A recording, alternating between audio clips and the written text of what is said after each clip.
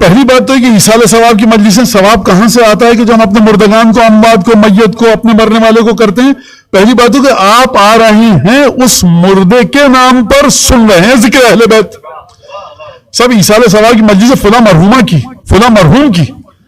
دنیا کے تمام کلچرز میں یہ ہوتا ہے، دنیا کی تمام ثقافتوں میں، کہ اس مرحوم کے بارے میں اچھی یا غلط، بری یا بھلی، مزاحیہ یا سنجیدہ باتیں کی جاتی ہیں اور جس کا کوئی فائدہ نہیں ہوتا. آپ یہاں پر آتے ہیں اپنی اموات کو ایصال ثواب کرنے، آپ یہاں پر آتے ہیں اپنے مردگان کے ذکر کرنے کے لیے، ان کے ذکر کے لیے، لیکن یہاں آپ کا جو مردہ اس کا ذکر ہی نہیں ہوتا. مجھے یہ بتائیے کہ اس سے بڑھ کر کیا ثواب ہوگا کہ آپ آئے غیر معصوم کیوں ایصال ثواب کرنے، لیکن جب آپ بیٹھ رہے ہیں تو کوئی نہیں کہہ رہا کہ مرحومہ یا مرحوم 3 گھنٹے آئی سی یو میں رہے، 5 دن ہاسپٹل میں رہے، ان کے بارے میں کوئی بات نہیں کر رہا. دنیا کے کلچرز میں یہ بات ہوتی ہے. آپ کیا بات کرتے ہیں آ کر؟ یہاں نہج بلاغہ پر گفتگو ہوتی ہے، صحیفہ سجادیہ پر ہوتی ہے، اور اگر تکلیفوں کا ذکر ہوتا ہے، کوئی بچہ ایک چھوٹا سا، خدا سب کے ماں باپ کو سلامت رکھے، اس کی خدا نخواستہ ماں چلی گئی، اس بچے کے بارے میں بات نہیں ہوتی ہے. گفتگو کیا ہوتی ہے؟ اہل بیت کے گھرانے کی خواتین کے بارے میں، اہل بیت کے بچوں کے بارے میں. تو اب یہاں پر کیا ہوتا ہے؟ یہاں پر وہ مرحلہ ہے کہ جو ہمیں حدیثوں میں ملتا ہے کہ ہم اپنا غم بھول کر رسول خدا کے بچوں کا غم مناتے ہیں. اب یہاں پر حدیث بھی بتا دوں میں آپ کو، ہمارے 5ویں 6 امام کی حدیث ہے.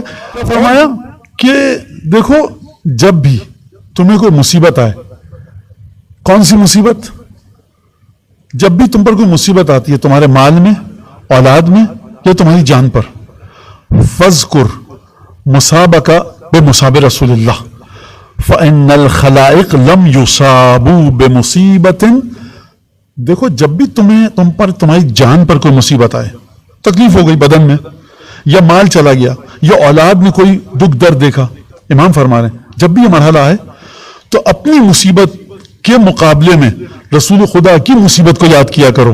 فإن الخلائق، جتنی بھی مخلوقات الہی ہیں، ازل سے لے کر ابد تک، ازل سے لے کر صبح قیامت تک، جتنی بھی مخلوقات ہیں، جتنے بھی انسان ہیں، ان کو نہ ان کے جسم پر کوئی مصیبت ایسی آئی، نہ ان کی جان پر آئی، نہ ان کی اولاد پر، نہ ان کی مال پر، جیسی کہ رسول خدا کے بچوں نے مصیبتیں اٹھائیں. لہٰذا آپ آ کر مجلس اہل بیت میں کیا اعلان کرتے ہیں؟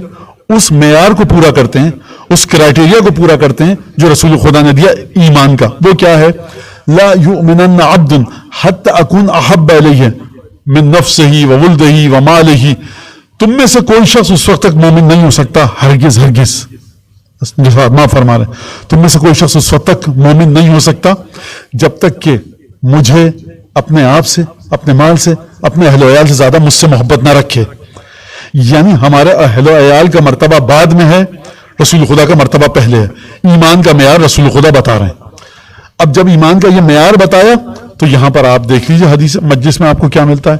آپ کسی کے ماں باپ دنیا سے چلے گئے، آپ اپنے ماں باپ کے اوپر یاد کر کے گریہ نہیں کرتے، امام حسین علیہ السلام کو یاد کر کے گریہ کرتے ہیں. یعنی آپ کہہ رہے ہیں یا رسول اللہ میری ماں چلی گئی، کوئی کہہ رہا میرا باپ چلا گیا، کسی کی بہن، کسی کا بھائی، کسی کی بیوی، کسی کا شوہر، خونی رشتے، قرابت دار، عزیز، دل پر ایک بوجھ ہے، غم کا ایک بوجھ ہے دل پر. اور ہر انسان چاہتا ہے کہ میرے مرنے والے کے بارے میں مجھ سے کہا جائے. اگر میرے والدین چلے گئے، میرے گھر کا کوئی قریبی عزیز چلا گیا، تو مجھے گلے لگا کر اگر آپ کہیں کہ سرکار وہ فلاں جگہ پر یہ مسئلہ آ گیا، فلاں جگہ پر ہندوستان میں یہ ہو گیا، اتنے لوگ چلے گئے، پاکستان میں ایکسیڈنٹ ہو گیا، تو میں کیا کہوں گا آپ سے؟ سوچوں گا کیا آپ کے بارے میں کہ عجیب انسان ہے، میرے ایک خونی رشتہ دار کا انتقال ہوا ہے. بجائے یہ کہ کہے کہ آپ کی والدہ چلی گئی، آپ کے والد چلے گئے، آپ کے فلاں خونی رشتہ دار چلے گئے، ہمیں دکھ ہوا. یہ ہندوستان پاکستان کے حادثات کی بات کر رہا ہے. لیکن جب آپ آ کر کیا کہتے ہیں، گلے لگاتے ہیں پسماندگان کو، سید الشہداء کے غم کو یاد کیجئے. کسی کو برا نہیں لگتا اور اعزاز سمجھتے ہیں آپ کہ اس موقع پر حسین ابن علی کا نام میرے کانوں میں لیا گیا. فرش اعظم پر بیٹھ کے کیا کرتے ہیں آپ؟ رسول خدا کے معیار کو پورا کرتے ہیں. کیا پورا کرتے ہیں آپ معیار کو؟ تم میں سے کوئی شخص اس وقت تک مومن نہیں ہو سکتا، خبردار، ہرگز ہرگز، جب تک کہ میری جو متعلقہ چیزیں ہیں، جو مجھ سے متعلق چیزیں ہیں، ان کو زیادہ اہمیت دے. آسان ترجمہ کر رہا ہوں اپنی زبان میں، اپنی چیزوں سے زیادہ. تو یہ جو معیار رسول خدا نے دیا ہے، اس کو آپ آگے فرش اعظم پہ پورا کرتے ہیں.